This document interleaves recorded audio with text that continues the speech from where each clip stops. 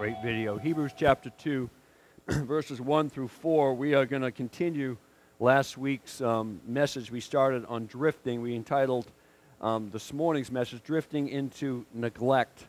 A lot of feedback from last week, and I appreciate all the kind notes and emails and such.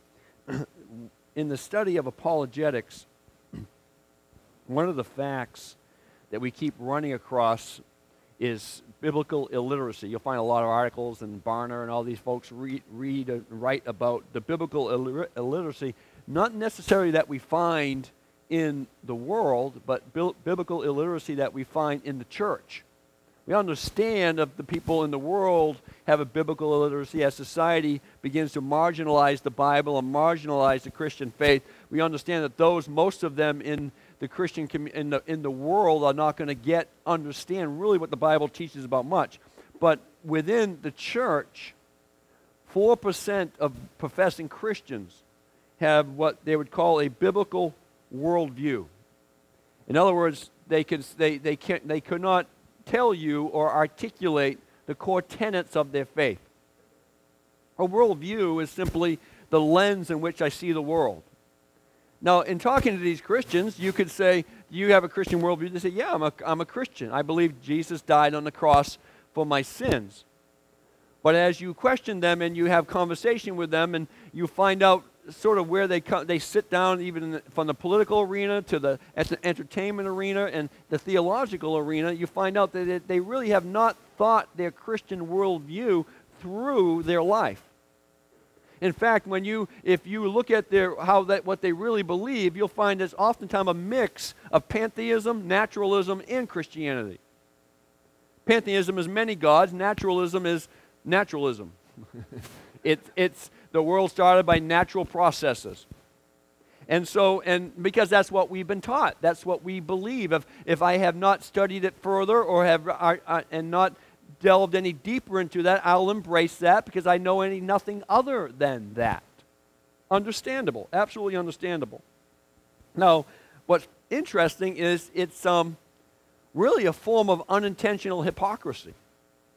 For instance, we believe, here's a conversation I had with a man recently. He's a wonderful man. He could be a believer. I'm not sure. It's not for me to judge those things. And he's a very intelligent man, very successful man. And we had this conversation about church and the hypocrites in church and Christianity and some of the things he wrestled with in the Christian faith and such. And I battle with that. And I don't understand this and why God fixed this over here. And he's giving me his complaints about Christianity. So I listened to him. I asked him. I said, tell me, and you might know where I'm going with this, and you might not. Tell me who Jesus is. And he said, well, Jesus is probably the most moral and ethical teacher that we've had. He's shaped society and has changed the world view as we changed the face of the earth as we know it. All right. So he's at the very least, a great teacher. Yeah. I said, okay, but and I agree with you about all that, but Jesus was just more than a good teacher. In fact, John 1:1 and John 1:10 and John 1:14 and John 1:18 and John 8:58 and John 5:18 and John 20:27 all teach you, amongst others, that Jesus is God. He's God. He claimed to be God. In John 5:18, the Jews picked up to stone him because he claimed to be equal with God. In John 8:58, he said, before Abraham was, I am. They picked up stones to kill him again because he claimed to be God. So I look at that and I think, okay, if he claimed to be God and you're saying he's a good man, but he's not God, then he's not a good man. He's a lunatic. Josh McDowell, he actually got it from C.S. Lewis. And so you see what I'm saying? That? So I follow my worldview through, and I said, well, I have to if I'm going to believe in Jesus, I can't believe him in a little. I either need to take him at his word or reject it. I either take him at his word and say he is who he says he is, or I reject all of it. Because a madman can teach sane things and convince other people that they're true. Well, that's just a way to show where we don't really think through our Christian faith. Another example is in the series of naturalism. I believe the Bible, that I believe man was formed in Genesis chapter 1. I don't believe, this is my personal view, I don't believe I came from the monkeys. Amen. And thank you for believing that, because some people really think I have a similarity in certain cases. Now, but I just personally don't believe that, even though some people say, how do you, don't you have an intellectual bone in your body? Can't you look at all the evidence that shows this? Well, actually, you can look at that, and you can look at intelligent design and all that stuff, and that's not the purpose of this message. I wanted to show you a point when we're talking about neglecting so great a salvation. So great. But you know, here, I'll go back to Jesus again. You know that Jesus believed in Genesis chapter 1 through 3? You know, Jesus said that, yeah, it was Adam, yeah, it was Eve, and God spoke it into existence, and he created it. It was all created in 7 days. Jesus said that. So once again, is Jesus who he says he was? If he's not, we can throw it all out. But if he said that, and he was wrong, then he wasn't God. If he said that, and I profess Christianity, then I have to carry it all the way through. I can say Christianity is a great philosophy. Okay. Understanding it started by a madman. Or the Son of God.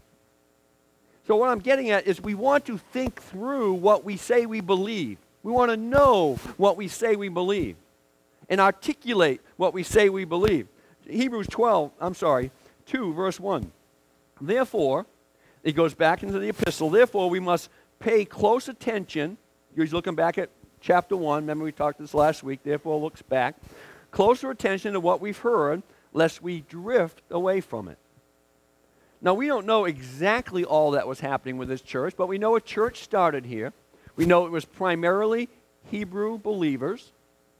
And the best we can tell by the many exhortations throughout the book of Hebrews, that this group of Hebrew believers were wavering in their faith. They started out with a fervency, and they started out with a conviction. And some of them began wavering in what they believed. They could have been wavering on a lot of different levels. We're not sure exactly.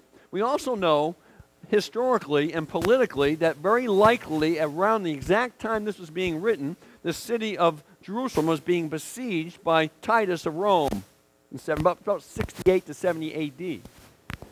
So that political pressure of the time and the threat of doom and gloom could have easily been a cloud hanging over this city. But something, either the pressure of that situation that going on in the world at that time, maybe it was something much more subtle than that, but we know because the writer addressed it, they were concerned about two things: a drifting away last week and neglecting so great a salvation. Verse 2, and the word spoken by angels was steadfast, and every transgression and disobedience received a just recompense of reward. I have a little cold happening here, so if I stumble, that's why no one's sitting in the front row. You notice that? They're all afraid that I know I'm sick. And you guys, I can reach you. You're not within my reach. You're in my reach. I have a 10-foot radius here. First row, we are passing plastic out. And so, verse 3. Now, this is where we're going to stop. I'll read verse 4 too, but we're going to park in verse 3. How shall we escape? That's another word I'm not even going to get into. Escape. If we neglect so great a salvation, which at the first began to be spoken by the Lord. He's doing a little bit of apologetics here. He's saying that this is spoken by the Lord, was confirmed by us, the apostles, that heard him. God also bearing witness with signs and wonders, with miracles, and the gifts of the Spirit. So he's showing you what their teaching is true and why it's true. Now, this often quoted verse is just explosive with meaning. And parts of speech are important to understand. When you study language and you study the scriptures, really anything like that, understanding the parts of speech and what is being said, because things add emphasis. And sometimes like a highlight or underline. So we have the word so. Let's look at that word so. It appears numerous times all over the place, and but we say it so cavalierly, it sort of rolls off our lips. You neglect so great a salvation. Well, so is an adverb, if my parts of speech are correct, and they're mostly not, but in this case it's an adverb, and it describes the word great. So great a salvation. It adds meaning and intensity. Let me give you a quote by G. Campbell Morgan. Well, let me just stop for a moment. I'll show you another place where so is so important. For God so loved the world that he gave his only begotten Son, that whosoever believes in him shall never perish, but have everlasting life. So you have so. So, what's the amplifying? Love. So great a salvation. So loved the world. The writers are saying, I want to emphasize this. I want you to understand just how great this salvation is. I want you to understand how profound God's love is. For God so loved the world. G. Campbell Morgan, commenting on this verse, said this. This phrase, so great a salvation, is smitten through and through with the glory of the grace of God. It is of the highest height, for it comes from the heaven of heavens. It is profound, for it descends to the lowest depths. It is so vast, so wonderful, that the only final adverb possible for the illumination of its greatness is so. So great a salvation. The so which laughs at logic, defies mathematical exactness, finds its own best exclamation in the equally comprehensive declaration that God so loved the world that he gave his only begotten Son. When we can place our final measurement on the so loved the world, we shall be able to express in final terms the greatness of so great a salvation. Now the word salvation rolls off our lips easy, doesn't it? It rolls off mine. I say it, saved, salvation, and I never really pause to think, what's it implying? What's it really saying? How much thought do I even approach to it? When you look at the word salvation, the first thing it signifies, there was something you needed to be saved from. There would be no salvation if there was nothing to be saved from.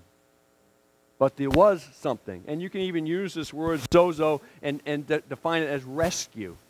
Has that sense of rescue to it. It implies man's utter destitution and man's utter inability to be anything but hopeless outside of outside intervention or divine intervention. This word salvation speaks of so loved the world. It speaks of the wisdom of God who planned it. It speaks of the power of God who implemented it. It's the word salvation. It means God stooping to a race that had no ability to earn any righteousness, to earn any favor in his eyes. It was God doing all the work. We doing none of it, but receiving it. See, the difference between world religions and Christianity, that God has come to find man, and he bows and stoops before man. I'm sorry, I'm getting ahead of myself. Don't put that quote up yet. Let me just stop there. I want to give you that quote in a moment. All religions have man pursuing and moving towards God to be found acceptable by him. The Christian faith is God moving towards man and making him acceptable without man doing anything but believing it. If I'm a pantheist, Buddhist, Hindu, whatever, I believe in multiple gods, or God's in me. I have God in me. What do? I'm always trying to achieve a higher consciousness. See, when I achieve a higher consciousness of myself, I battle with depression. But that's what they do. And if I can be if I can be more reflective, more meditative, if I can deny myself, not eat, put myself through physical duress, then God is going to accept me more. If you talk to somebody that believes in Islam, and you ask them, are you saved? They'll say, I don't know. I hope so. I do good things. I serve Allah. I kill bad people. That'd be you. But I wipe that off the tape. I want to live. I do those things. And so when you die, what's going to happen? Well, Allah's going to look at me and say, maybe. Oh, not a lot of hope there. Not a lot of eternal security there. Here's Christianity. Not about anything I do. It's about God saying He so loved the world that the world better move towards Him. That God so loved the world that He gave His only begotten Son. That whosoever, the whole world, and whosoever believes on Him, they should never perish. They can have eternal security and inherit eternal life. See, God in Christianity, it's the only religion where God moved towards man. He acted on man. Man didn't act on God. God acted on man. In all the other religions, it's me finding something, doing something, achieving something to reach a higher level or to find myself approved. But in Christianity, it's God stooping, God coming, and God finding us because He was looking. Now I'll read that quote by Morgan. The Christian religion declares that God has come to find man, that He bows and stoops towards man, offering him not an ideal of life to which he shall conform. If he shall conform, he shall be admitted to the dwellings of light, but bringing him to salvation, recognizing his degradation and failure, and for whatsoever cause, arising and offering him everything he needs in order to realize his own life. That's the difference. That's why the writer of Hebrews said, this is so great a salvation. It's so great. But then he started that and says, do not neglect so great a salvation. What are some of the symptoms of neglect? I got a lot of these thoughts from my favorite Hebrews commentator, William Newell, and he wrote 3 commentaries, Romans, Hebrews, and Revelation. I love his stuff. And he wrote actually 7 phases of neglect. They actually had almost 14 if you looked at what he read in his footnotes. I've grabbed 5 of these and sort of spiced them up a little myself and what I see today. But so I have 5 aspects of neglecting. The first area of neglect is neglect and general apathy towards the things of God. For Bible reading, decreasing church attendance, Bible education, whatever it was. Now, in some cases, there was never these things in the first place. I shared the story of my own life in the first service. When I was a new Christian, I was saved when I was 19 years old. I grew up in a non-Christian religious but non-Christian home. I was immediately, I think, 6 few months later in Bible college. I got this wonderful job washing dishes, which was just, if you ever wash dishes, it's right up that you'll believe in a literal hell. I was washing dishes. In the summertime, I wasn't taking classes or whatever. And I came home that evening about 4 or 5. I worked an afternoon shift. And then I had all evening. There was nothing going on all night. And I always had something going on, but this one night, there was nothing going on. And so I remember being excited pulling into my dorm room because I could pray all night. I just thought it'd be the coolest thing to be alone and just pray.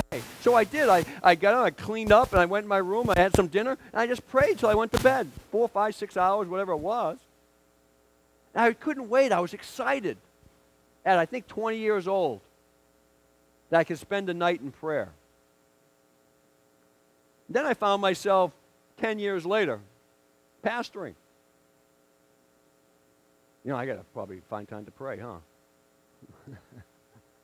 I actually had things to pray about 10 years later. 10 years before, I had really nothing to pray about. Just prayed for everything. Anything I could think of, prayed about. I had fun. Felt the presence of God and just loved it. But I found that something happened to me. And God showed me something. There was a neglect that went on. I was used to it. It was no longer a privilege. It was a responsibility. It was a spiritual discipline. I didn't really maybe appreciate the privilege of being alone with God. Now that I had my paper on the wall, through God, through His Holy Spirit, convicted me and showed me the neglect in my own heart. Rick Warren says this: the first symptom of spiritual decline is usually inconsistent attendance at worship services and other gatherings of believers. Whenever we become careless about fellowship, everything else begins to slide also. Now, I want to balance that in a sense. The spirituality is not going to church. Coming to church does not make you spiritual. There's plenty of people come to church. They're not that spiritual. Church is simply a venue for you to come and add to your walk with God. So you can take what you took out today, tomorrow, when you meet God in the morning, or you meet Him in the afternoon, whenever it is that you meet Him. It's getting stuffy in here, huh? It should be. It's on 77. Wow. It should cool down in a few minutes. I turned the heat. The heat was on. Northerners. I should say Southerners. The Northerners are here with T-shirts on and everything else. So that's what church is about. I shared earlier that I feel like church is we're not front. Someone will always say to me, it must be cool, great to be in frontline ministry. I've rethought that. I'm not in frontline ministry. You are. I'm behind the scenes. I'm at base. I'm where we come to equip so you can go out and minister. Frontline ministry is where you work. Frontline ministry is where you go to the marketplace. Frontline ministry is the people that you rub with your elbows with your neighbors and your mailman and wherever your life brings you. That's frontline ministry. You're the edge. I'm just the guy in the back giving you some tools that you can carry out. So that's what church is all about. It doesn't make you spiritual. It just creates an opportunity for you to engage at a deeper level in the Christian faith. Next, becoming absorbed in earthly selfish interest. I won't spend much time on this. Something that I called cosmic carrots. You know the world system. You know the proverbial carrot in front of the horse, and they chase the horse. And that's what we do sometimes, especially in America. We want more stuff. I like stuff. I'm a stuff guy. I got an iPad. I have Temple Run on my iPad. Ever play Temple Run? A couple of you, come on. And Angry Birds? A couple of you. Some of you just aren't a minute because you're too spiritual. But I got Angry Birds. I have Temple Run. I have all sorts of like balloon popping games and all sorts of Bible software. I got all sorts of stuff on that. It's my iPad. It's also my babysitter. Keeps my kids quiet whenever I need them quiet. So I like stuff. When Saul was ready to be ordained and anointed the king of Israel, they couldn't find him. In the King James Bible, it said he was hiding amongst his stuff. That's what it says. Read in the King James, somewhere in 1 Samuel. And so we become absorbed in maybe a pursuit of a career, a hobby, success, maybe the cult of relaxation, or any type of American Idol that you can throw in front of you. We begin absorbed in it, and it begins to lead us away from the things that we should be absorbed with. Next is the loss of God consciousness. in our vocabulary, our decisions, relationships, how we speak to other believers, how we deal with situations. We sort of leave God out of it. Let's say you're in a business deal and it goes wrong. Somebody hired you, you hired somebody, and it goes wrong. Does God come into that situation? Does the Word of God come into that situation? How to deal with it? Or do you strap on the verbal six guns and try to resolve it the old way of trying to resolve it? It's an increasing deadness or a sleepiness of your heart towards Christ to sacrifice the glorious gospel. So, there's an indifference towards spiritual things, a subtle drifting. Excuse me. My mind probably doesn't drift into spiritual aspects, spiritual things between Sundays. And then Sundays become easy to explain away.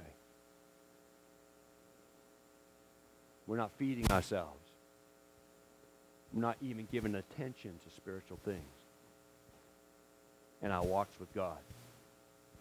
The loss of God consciousness, symptom of neglect. William Barclay says this about this point. He says, for most of us, the threat of life is not so much that we should plunge into disaster, but that we should drift into sin. There are few people that deliberately and in a moment turn their backs on God. There are many who day by day drift further away from Him. There are not many who in a moment of time commit some disastrous sin. There are many who bit by bit and almost imperceptibly involve themselves in some situation and suddenly awake to find that they have ruined life for themselves, broken somebody else's heart. We would do well to be continually and on alert against the perils of drifting. Fourth point, loss of sight in the times which we're living. That was something that William Newell wrote about 100 years ago. I kept this one almost intact, exactly how he said it. He was talking about the end times 100 years ago. Oh, let's bring him back just for a few moments and look at the world now. I read a lot of authors. I like the old authors. I read more of the old guys than the new guys. They talk about Christ, and that's what I like. I was reading some A.W. Tozier, and A.W. Tozier was talking about the incredible worldliness and the carnality of those in the church and how bad the world was. I'm reading this. He's describing the world, and wow. And I'm reading, when was this written? 1939. Oh. He's talking about the moral decay, the ethical decay. 1939? Wasn't that the golden age? That's when everyone was Christian by law? That's where sin was actually outlawed in certain states. You couldn't do certain sins to be arrested. Not now. You get arrested if you say the sin. So we look at the world. Do I need to convince anyone that it's groaning? Do I look at the political situations in the world, to the economic situations in the world? Do we see it turning around? Do you see maybe the next election, the right guy's going to get in there, and that's how you're thinking, well, he's going to turn it all around? It ain't happening. We're going in one direction, and we're not stopping. If you're very young, I'm sorry. It wasn't me that did it. It was the generation right after me that did it. Yeah. Just so I can divert a little bit of blame here and stuff. And my father said that about my generation too. We'll always blame the last generation. But we're living in these times where it could be the final times of human history. I don't know that. I don't predict dates. I don't predict the rapture's coming here. I just don't. People have predicted it a long time, and they've all been wrong. I hope. Yeah, who's still here. So I really hope they were wrong, because if they were right, then we're in serious trouble, and we better go eat some brownies. First Chronicles chapter 12, verse 32. From the tribe of Issachar, one of the tribes, there were 200 leaders of that tribe with their relatives. All these men understood the signs of the times and knew the best course for Israel to take. Again, I don't think I need to convince that the world seems to be at this incredible tipping point, doesn't it? Between nuclear weapons and economic chaos, the harshness and the hatred of Islam, radical Islamism, we're just tipping there. You think it's when or if our country's hit by something major? It's when. Very few, if any, think it's if any longer. So here we are moving along in our fast-paced lives, and sometimes we're going along and we don't think it's going to change. We're doing our job, and we're putting our security money away, and we're raising our children. It's all great, it's all wonderful, and we're busy, but if you would pause for a moment, what if it all changed? Just like that. There is a groaning and a battle between kingdoms in the world. Our kingdom will ultimately win, but it's going to lose first. We want to be ready. We want to have our hearts determined. We want to be focused so we know how to think when that day or days are upon us. Lastly, my friends, I don't think I had this on the screen because I forgot to put it up there, but the judgment seat of Christ, a sign of neglect. The judgment seat of Christ never enters the mind. Now, when I talk about the judgment seat, I'm talking about the white throne judgment, which is a judgment for eternal destiny. I'm talking about the judgment seat we call the Bema judgment, B-E-M-A. It's a judgment seat where rewards are given out. That's a pretty major Bible doctrine. Hebrews 9, verse 27, and just as it is appointed for man to die once, and after that comes judgment. There are like dozens and dozens of verses that talk about this moment of judgment. The primary chapters are 1 Corinthians chapter 5 and 2 Corinthians chapter 3. They talk about this time when we stand before God. You stand before God as a Christian, and I'll stand before God. And this for me, and I say this all the time, I don't preach at people, I preach at mirrors. This for me has been one of the most compelling Bible doctrines in my life for the last 30 years, if not the most compelling Bible doctrine. As many years ago, 20 plus years ago, I was deeply hurt. Somebody had betrayed me, and somebody had slandered me and said things about me in a public forum, and I trusted this person and loved this person and loved to have this person's affirmation. Needed it. They gave me affirmation no other humans gave me up to that point in my life. And when I found out that this affirmation then turned into scorn and slander and gossip behind my back, I was devastated. My wife and I were devastated. I watched my wife get an ulcer because of the stress that it brought into our home over the next 8, 9, and 10 months. And then as I was going through, I remember the summer months, and I was wrestling with God, didn't know quite what to do. And I was alone with God, and finally, it takes God sometimes a while to bust through the concrete. God finally spoke to me. He says, Tim, the problem is not with him. The problem is with you. The problem, Tim, was you needed something from him that you should have been getting from me. If you would look beyond him and just look to me, you'll never fall. It will impact every part of your life. I remember repenting to the Lord, and I asked God to help me because me, like every other human, we're going to look to other humans for something. And he's been very faithful 20 years plus later to tap me on the spiritual shoulder and remind me when I find myself slipping into that. And there's been a journey. I came out of that. It was August 1994 is when it happened, when the Spirit spoke to me. I remember the moment well. And I spoke the next Sunday on a message called, I'll See You at the Bema Seat. It wasn't the best studied message I ever had. Wasn't very profound. Not that anything I say is.